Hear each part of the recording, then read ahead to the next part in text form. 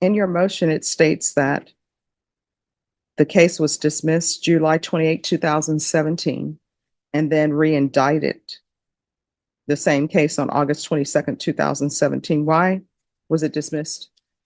This hearing is about to narrow to one missing explanation. What happens next depends on why this case stopped, then restarted. The timeline has been laid out, but the reason behind it is still unclear. Until that gap is addressed, the delay can't be weighed. Nothing can move forward until the court understands what caused that break.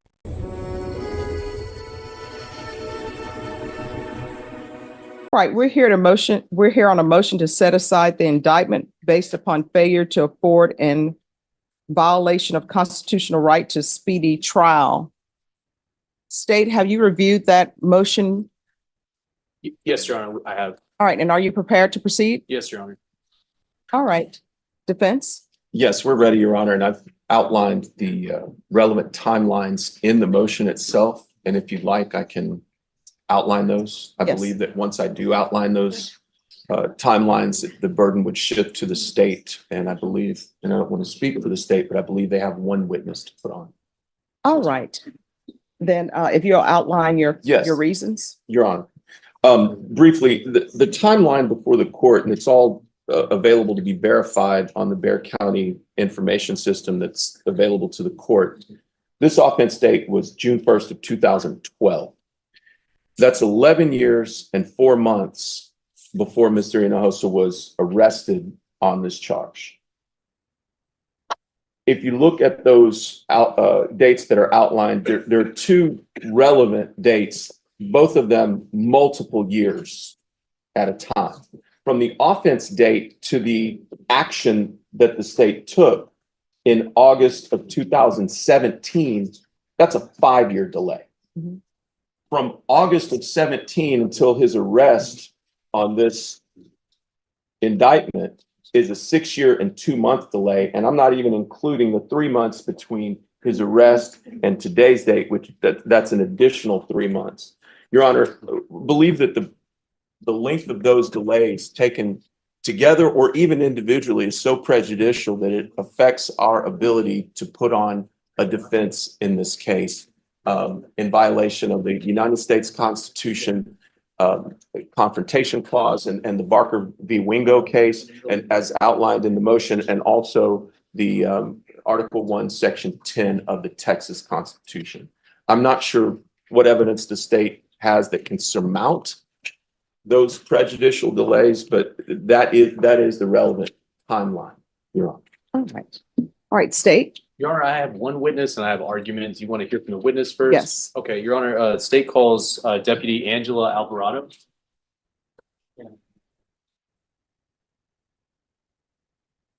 So. All right, if you move this way. Oh, sure. I'm over here. Right in the middle, Judge? Yes, thank you. Is that okay if I'm right here, Judge? Yes. Okay. Can you raise your right hand for me, please? Yes, ma'am. Do you solemnly swear or affirm the testimony you give will be the truth and nothing but the truth, so help you God? Yes, ma'am. All right, you can lower your hand, state your name for the record. Deputy Angela Alvarado. All right. So everyone, you all need to whisper. If you can't whisper, then you need to confer outside. All right, state. Hi, Deputy. So did you attempt to make service of a warrant in this case? Yes, sir. It And- looks like on the first attempt was January 23rd of 2019. Okay, and then did you attempt to serve that warrant on another date as well? 2 days later, sir. Okay, and so on January 23rd, 2019, where did you go to serve the warrant? The address I have, Okay, and did you have any interaction with anybody there? I noted that I spoke with the uncle. And but were you able to serve the warrant on the defendant, Mr. Hinojosa, at the time? No, I was advised that he didn't live at that location. Okay, and so what happened a couple days later on January 25th, 2019? I went to a secondary address on that date, his work address. Okay, and were you able to serve the warrant on that date? No, sir. I was advised that he used to work there, but quit the year before. Okay, and Did you try to serve the warrant before 2019 in 2017? No, sir, that would not be me. Okay, that was a different deputy. Right. So you were unable to serve the warrant on Tristan Hinojosa, but you attempted to serve it on January 23rd, 2019 and January 25th of 2019. Yes, sir. Okay, I pass the witness, Your Honor. All right, defense. Your activity in this case is limited to those 2 days in 2019, correct? Correct. Did you take any other action in these 11 years and 4 months between the alleged offense date and his arrest in this case? Just beside the two dates listed on the warrant itself. And those 2 dates were almost 2 years after the indictment, correct? Um, A year and a half? Your 2019 attempts? okay, I'm not sure when, I'm sorry, I didn't mean to interrupt you. no, I'm not sure when the date of when he was arrested. Is that what your question was? No, indicted. Oh, indicted, I'm sorry. Okay, you're not sure of the No, date? no, sir. Pass the witness. No other questions, Your Honor? All right. Is this witness excused? Yes, Your Honor. All right, thank you. Thank you. Thank you. Defense? Uh, I'm sorry, state any further questions? I just have argument, Judge, at this. I'm sorry, any further witnesses? Oh, no, Your Honor. It's Monday for me. Yes, ma'am. Okay. All right, then the court will hear argument. Defense, it's your motion. Yes, Your Honor. If you look at the Barker v. Wingo factors as the courts apply them in the state of Texas, we need to look at the length of delay. I think in this case that all the parties can reasonably agree that that is a tremendously long amount of time in this case, both between the alleged offense date and the indictment, and then between the indictment and when there was any activity on behalf of the state, whatever attempts those were in 2019, and then again between 2019 and the state's I just say weak attempts to find Mr. Hinojosa and 2023. Any of those taken individually are presumptively prejudicial, but taken together, it highlights the exact reason that these laws are on the books, Your Honor, and it prejudices Mr. Hinojosa's ability to put on a defense. I don't believe the state's efforts to show diligence in this case rise to the level of certainly it can't overcome the negligence that's apparent from the file. And for that reason, we ask for you to grant our motion to set aside the indictment.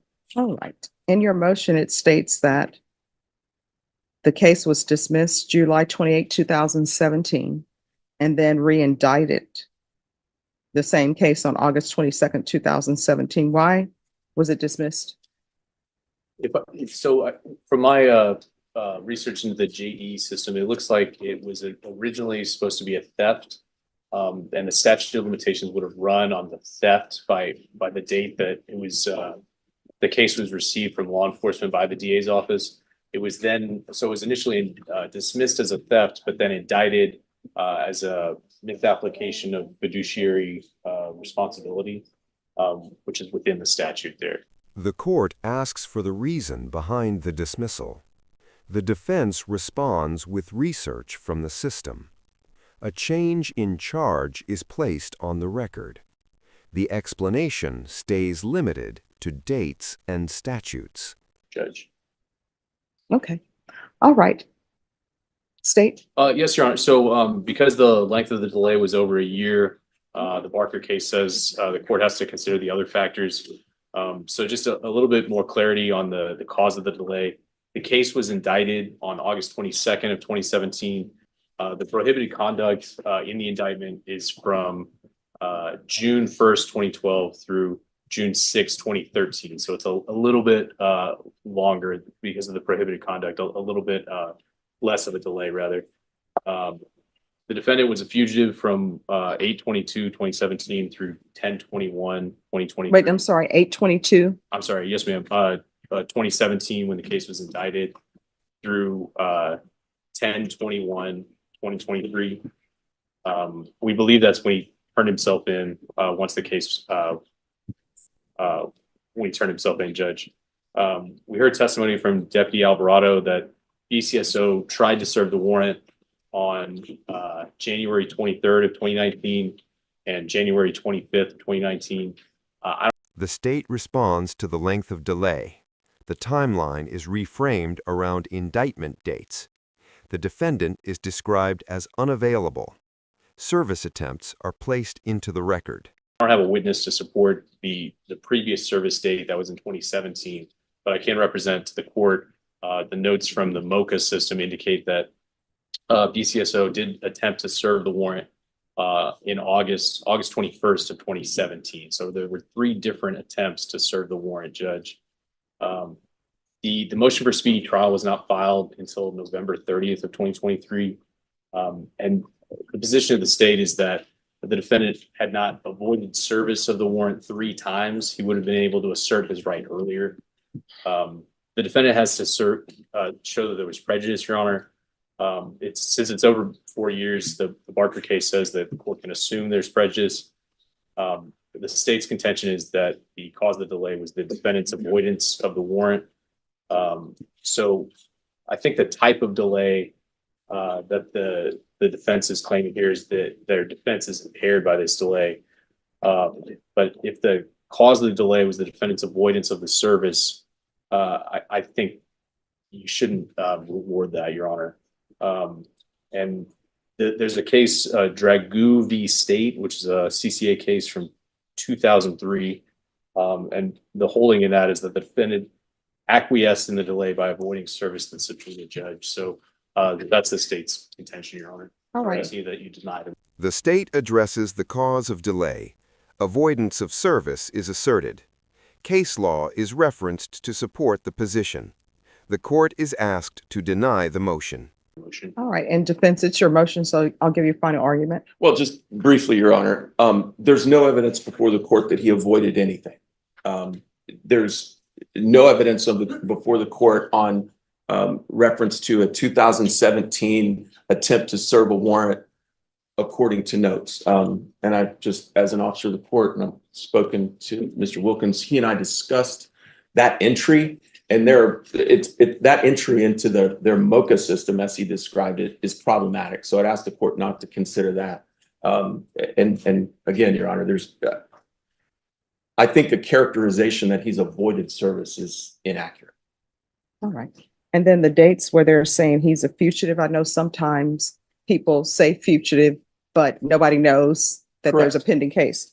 So for the dates, August 22nd, 2017 through October 21st, 2018, state when you said he was a fugitive, is that just a matter of there's a case in existence? Either he knows about it or he doesn't know about it, thus he's a fugitive? Yes, ma'am. Okay. All right. Is there any? The defense responds to the avoidance claim. The lack of evidence is emphasized. The term fugitive is questioned by the court. Definitions are Anything else from clarified either side? without No, ma'am. resolution. No, Your Honor. All right. So if you all will be back at 10:30, I'll let you know what my decision is. Thank you, sir. Thank you. The court is back on the record in 2017, CR 9236, State of Texas versus Tristan Hinojosa. Can our parties re-announce for the record for the state? Hank Wilkins for the state, Your Honor. Defense. Sam Locke for Mr. Hinojosa. And are you Mr. Hinojosa? Yes, Your Honor. All right. So to both parties, I heard both parties' arguments. I always try to internalize everything. And I understand that in this case, there are probably complainants that are owed restitution, right? But at the same time, I have to look at the defendant's rights, that complainant's rights to have their restitution or be made whole, or for somebody to try to make them whole. And Mr. Wilkins, I know that this case did not originate with you, but the court has a hard time getting past the fact that the offense occurred on June 1st, 2012. Here we are in 2024. He was detained on that offense on June 1st, 2012, according to the defense's motion. Then he was released. Then a grand jury number was assigned in May 26, 2017. Then the case was dismissed July 28, 2000. The court returns on the record. Both sides re-announce. The court revisits the full timeline allowed. Each delay is restated in sequence. 2017. And I understand the reason for the dismissal was because potentially the statute of limitations had run on the specific offense. But then he was re-indicted on August 22nd, 2017. And then the warrant was issued. The officer testified that she went to what she believed to be his address, spoke to an uncle, not him, and the uncle said he doesn't live here. And it doesn't appear from any witnesses that there was more investigation into his residence. Then the officer said she went to the employment and they said he doesn't work here. And then there seems to be no further investigation into his employment, which it's my belief, because I've had investigators do this before, it's easy to find where somebody's employed at. There's an entire system for people to look on the computer to find out where somebody has been employed. There's an entire system to look to find out where somebody, where their residence is. And she's saying that the uncle, she left a message for the uncle to get in touch with him, but I don't have any evidence before me that the uncle actually got in touch with him. So for those reasons and many other reasons, I am going to grant the defense's motion. Is there anything else? No, Your Honor. No, Your Honor. All right, thank you. The court addresses investigative efforts. Gaps in follow-up are noted. The motion is ruled on in open court. The record closes after the ruling is spoken. This case is over, but the next one won't wait. Subscribe for more real courtroom decisions as they unfold.